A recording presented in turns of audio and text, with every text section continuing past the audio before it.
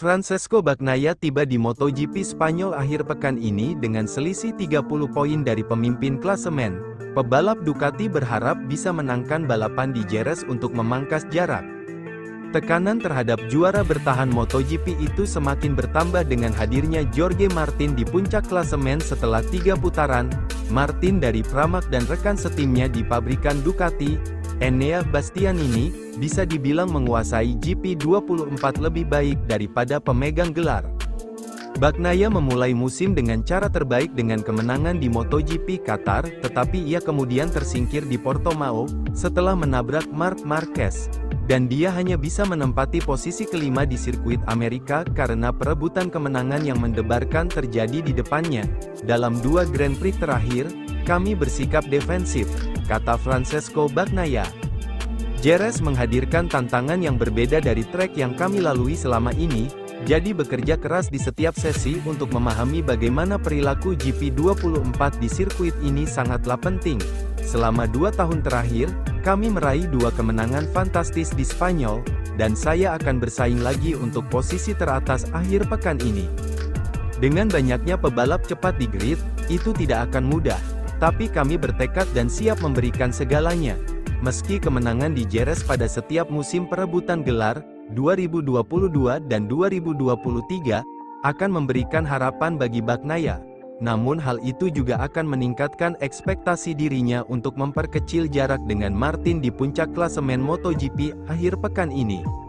Test rider KTM, Dani Pedrosa, akan tampil di MotoGP Spanyol 2024 akhir pekan ini, 26–28 April tahun 2024. Dani Pedrosa mengambil jatah wildcard KTM, mengemban tugas untuk melanjutkan pengembangan motor KTM RC16. Bersamaan dengan tugas mengembangkan motor, Dani Pedrosa juga yakin dapat memberikan bantuan kepada keempat rider KTM.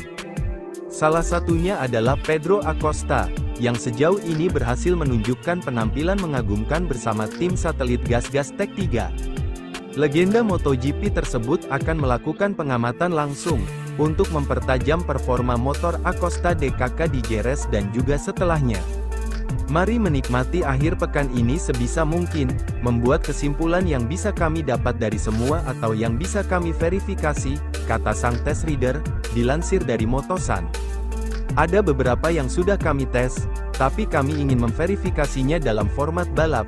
Jika berhasil, maka para pembalap bisa mengetesnya juga hari Seninnya, jelasnya.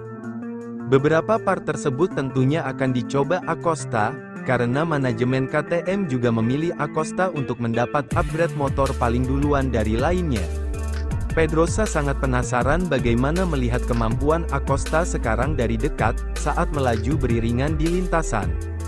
Aku penasaran, sebenarnya kami sempat melaju bersama, di tes, tapi ia masih mengalami masalah saat itu, aku tak bisa mengamatinya, saat itu, lanjut Pedrosa. Ia mengikuti 1-2 lap, kemudian harus melihatnya tapi tak ada kesempatan. Jadi mari nanti kita lihat apa kami akan setuju dalam beberapa hal, kuharap dia juga bisa membantuku, jelas mantan rider tim Repsol Honda ini.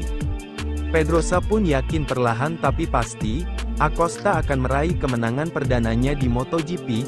Mari lihat, aku masih belum tahu, aku tak bisa menjawabnya, ungkap pria 39 tahun tersebut. Tapi berdasarkan apa yang kita lihat dari perkembangan posisinya, itu akan sangat mungkin, tidak mungkin tidak, tegas Pedrosa.